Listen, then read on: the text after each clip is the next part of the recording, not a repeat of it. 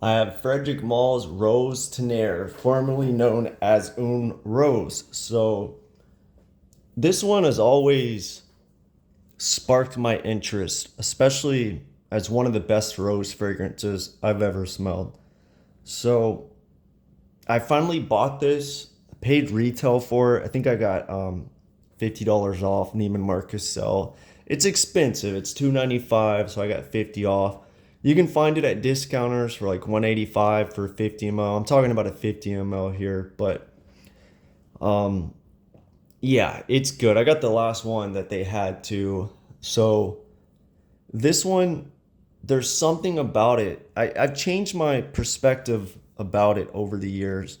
When I first smelled it on skin, I got this like dark gastorium green rose.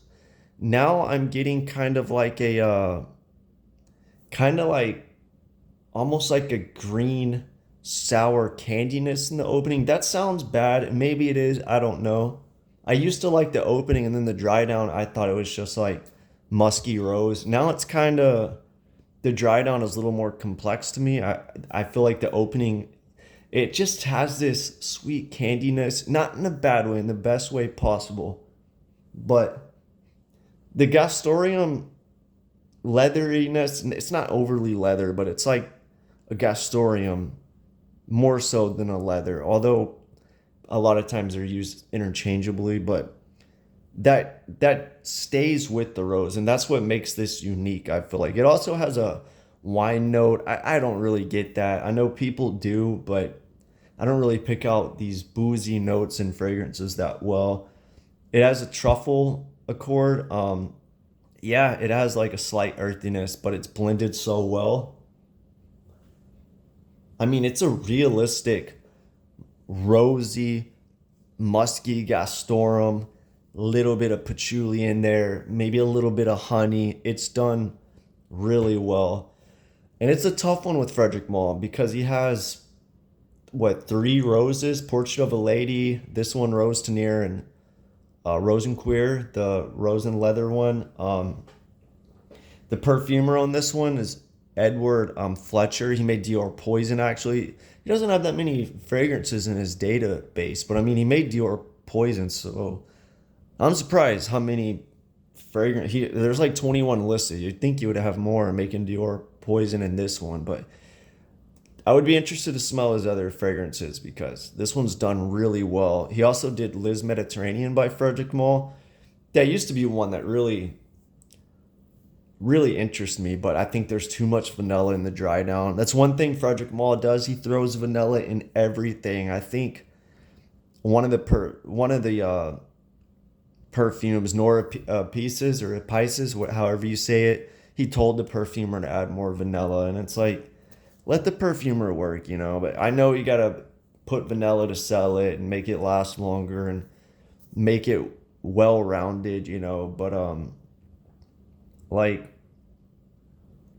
I don't know. I feel like, he ain't throwing vanilla in John Claude Elena fragrances. And maybe he does. I don't know. But regardless, there's a lot of vanilla in Frederic Malle's fragrances, but it's done really well, so I can't complain. It doesn't really bother me. But in Liz Mediterranean, it does. But yeah, out of all three Frederic Malle roses, this is the first one I bought. Portrait of a Lady and Rose and Queer, maybe in the future I'll buy. Probably. Frederic Malle's probably my favorite brand.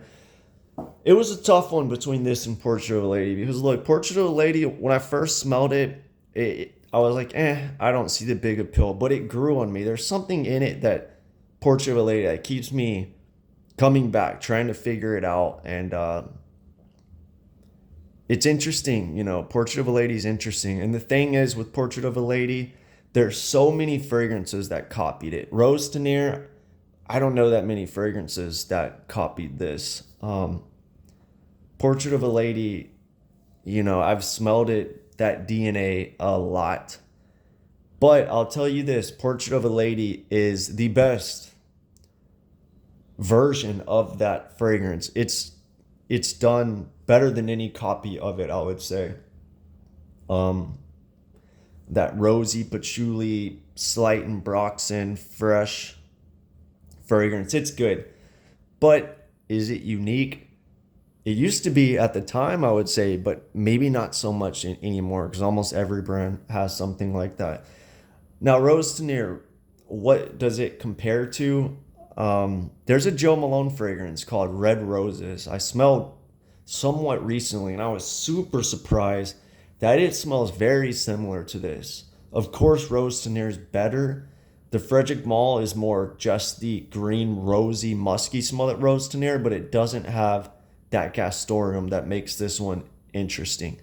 But if you like Rose Tonnerre, smell the Joe Malone Red Roses because, I mean, they're similar. That green, rosy musk. I would imagine it's like the same accord or something. Um, the one question I have about Rose Tonnerre that I can't find anywhere. I've asked around, I've searched, looked on Frederic Mall's website. I thought about emailing them, but they take forever to reply, and it's always a generic response. It seems like, is there real rose in Rose Tonnerre? It smells more authentic than Portrait of a Lady to me. But Portrait of a Lady, they claim it takes 400 roses to make 100 ml, and I guess that would be 200 for a 50 ml. Rose Tonnerre, they don't make that claim. So I would think there is no real rose in here because if you're making the claim for Portrait of a Lady as a selling point, I would assume you would do the same for Rose Tonnerre. But they don't. So is there real rose? I don't know. I'm going to guess no, but the accord's done really well. That musky geranium, whatever they make a rose accord with. There's like a dozen different notes, supposedly. It's kind of complicated. This is a good accord. But, the Joe Malone has a good accord too, and I doubt Joe Malone's putting real roses. They're both Estee Lauder brands, but I'd love to smell real rose in a Rose Tonnerre. That would be amazing if a brand did that, or maybe Frederic Malle will start his own brand and make something similar to this with real rose. But it's surprising. You would think you would put real rose near the beginning of the brand's lifespan, but he decided to do it in 2010, which came out many years after this one. But yeah, it's a good rose. Another good rose is Leslie Madable's Rose de Jamal that uses real rose. Some of the Bortnoffs, Triad, and I think it's Oud Maximus maybe. Those are some good roses too. A lot of those brands' fragrances smell the same or maybe not blended the best, but those are good rose fragrances. But if you want a green, authentic smelling rose that's dark with gastorium, smell this. I'd imagine if you like things like the combination of rose and gastorium and Chanel's and Teus, you might like this. But this isn't old school. This smells modern to me. Although this is over 20 years old now, it smells modern. That's one thing about Frederic Malle fragrances. To me, they smell timeless. They don't smell dated to me at all. A lot of his fragrances smell like they could have came out now. Musk Ravager, to me, that doesn't smell dated at all. So many niche brands are making that. Rose Tonnerre. Some of them have that old school smell, but done in a modern way. They don't really put the dustiness in them in like what vintage fragrances did, or like these old school florals, or that it's animalic, some of them, but in a more modern, clean way. But yeah, Rose Tonnerre is one of the best Frederic Malles. I would definitely give it a try if you haven't. I don't see how you would dislike this fragrance if you like rose fragrances, if you like niche, if you like high quality rose. This is one of the better ones in my opinion. Does it lean feminine or masculine? I don't think it leans either way. It's straight down the middle.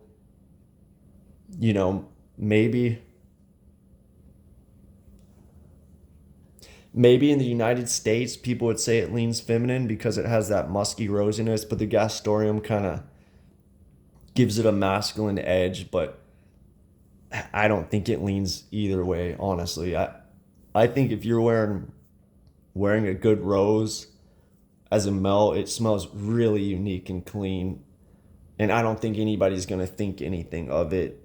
Um, and if you like rose and you want a masculine rose, this is probably one of the more masculine dominant roses. But I wouldn't worry about that. I wouldn't worry. It doesn't matter. But yeah, I'm happy I own this. I've been wanting it for a while. I don't buy that many full bottles at this price. Try to keep it down to 1, 2, 3 year, or whatever. And yeah, this is the one that I picked for the year. So I've I've been liking this one for a while. Will I grow tired of it? I don't know, you know. It is very distinct, that musky rose. Maybe it would get old, but 50 ml is perfect. You know, you can wear it occasionally a few times a year. Cherish the bottle. You know, if they ever discontinue this, you got a gem. Who knows with Estee Lauder, they might discontinue it or reformulate it. I think Frederic Malle said it does well in, I think China, surprisingly. I don't think it does that well over here because, I mean, they only had one bottle in Neiman Marcus. Maybe it sold out like crazy, but I don't think it does bad, but I don't think it's like their best seller. But it has to sell somewhat because they, you know, changed the bottle up and renamed it, re-released it as a different name. So I hope it stays around for a while. It's a really good fragrance, and yeah, I would try it out. Just to reiterate, yeah, you got this musky, rosy, slight honeyed geranium, gastorium. There might be a tad of ambroxan in there to push it out, to freshen it out, but I wouldn't worry about that. And it really settles into this, like, kind of a dark rose, but bright at the same time. It has good contrast. And yeah, there's not much more to say about this. It's a good rose fragrance. And if you like rose fragrances, I feel like this is a must try. If you like Frederic Malle, must try. It's one of the best fragrances from Frederic Malle, in my opinion. I mean, I picked it over Portrait of a Lady. So yeah, let me know what you think of Rose Tonnerre if you smelled it. Is it your favorite rose from Frederic Malle? Have you smelled something similar to this? Anything similar that's better out there? I'd like to know that. But yeah, let me know what you think.